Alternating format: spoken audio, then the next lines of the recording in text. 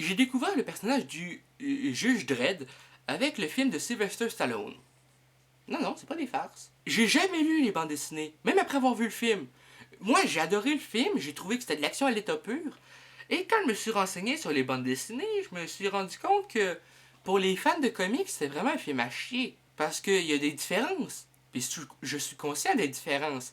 Mais étant donné que j'ai pas lu les bandes dessinées et que je me donnerai jamais la peine de les lire, parce que j'ai pas le goût de perdre l'expérience que j'ai, du bon feeling que j'ai à propos du film, je préfère me dire, regarde, je préfère rester là.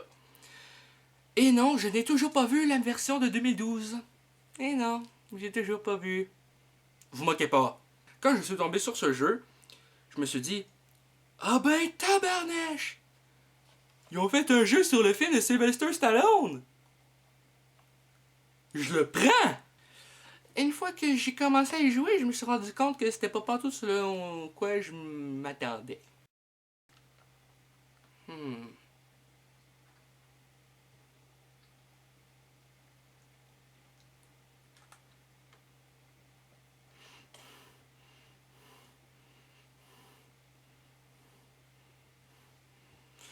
C'est de la merde!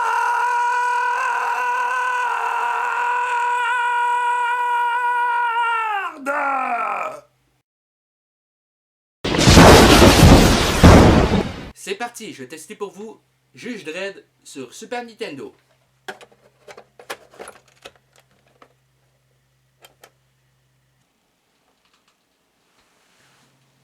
Donc, Juge Dredd sur Super Nintendo, basé sur le film du même nom.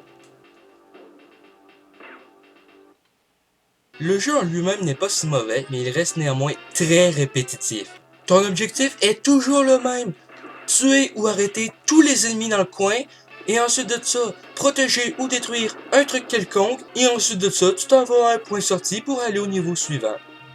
Sauf que là, il y a un petit problème parce que je suis rendu au point de sortie, mais je n'ai pas détruit tout ce qu'il y avait à détruire. Donc, je suis bloqué. Et là où il faut que je me rende pour aller détruire les autres caisses, eh bien, je peux pas y accéder parce que je peux pas remonter plus haut. Regardez ça, je peux même pas sauter assez haut pour aller là. Hostie de calice de tabarnak! Donc, je n'ai pas d'autre choix que de redémarrer le jeu pour essayer de tout recommencer, ce coup-ci, en allant en bas seulement quand j'ai détruit tout ce qu'il y avait en haut. Donc, après m'être tout retapé le niveau, j'ai enfin réussi à me rendre jusqu'à la fin. Yeah! Il était du temps sacrement. Donc je me suis rendu à la fin et j'ai pu entreprendre le niveau suivant, qui est absolument le même! Mais sérieux, les développeurs, c'est pas trop demandé pour toi de faire un niveau 2 qui ressemble pas au 1? Ou plutôt qui n'est pas un pur copier-coller du niveau 1? Hein? Eh bien on dirait que pour les développeurs, c'était trop demandé! Pouc! Va chier, développeur de jeu là! Le niveau 2 est le même que le niveau 1. J'ose même pas faire les autres niveaux! Ils nous ont pondu exactement le même niveau, avec le même décor, mais avec quelques bouts différents. Génial! La loi dit moins très fort. Une fois que t'as fait le niveau 1 et 2, ben t'as fait tout le jeu, c'est ça que j'ai à dire. Je dois par contre admettre que le niveau 2, ce qui était le fun avec ça là, c'est que ça nous permettait d'affronter un genre de boss à la fin. Mais bon, je vais pas oser aller plus loin.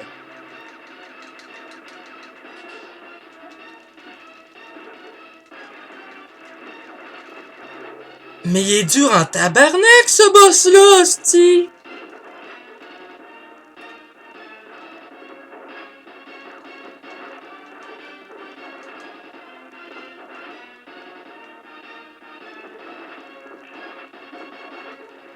Eh merde! Enfin, il était du temps sacrement. Mais sérieusement, le jeu, il est pas aussi le fun que le film. Puis j'ai adoré le film de 95 avec Stallone. Et oh que oui, ne me jugez pas. Mais le jeu, c'est du pareil au même. Mais je veux dire, tu fais le niveau 1 et 2 et t'as l'impression d'avoir déjà tout fait le jeu tellement c'est répétitif. Heureusement que 5$ c'est raisonnable parce que j'aurais pas payé plus pour ce jeu-là. Non, non, non.